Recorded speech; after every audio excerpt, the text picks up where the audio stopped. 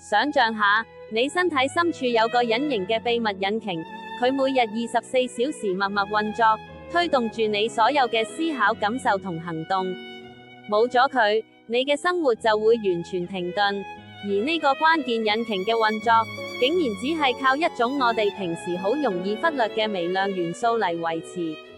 佢就係碘。當你食咗富含碘嘅食物，例如海帶、海產或者加碘鹽，身體就會將碘送到甲狀腺。甲狀腺好似一間迷你工廠，將碘加工成重要嘅甲狀腺素。呢種荷爾蒙就好似你身體嘅總開關掣咁，控制住細胞燃燒能量嘅速度，直接決定你嘅新陳代謝率有幾高。一旦身體攝取唔夠足夠嘅碘，你嘅甲狀腺就生產唔到足夠嘅甲狀腺素，成個新陳代謝引擎就會開始減速甚至熄火。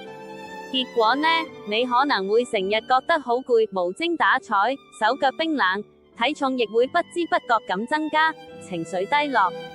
嚴重缺乏更會影響兒童智力發展，所以唔好睇小呢粒細細嘅碘，佢對你嘅健康真係至關重要。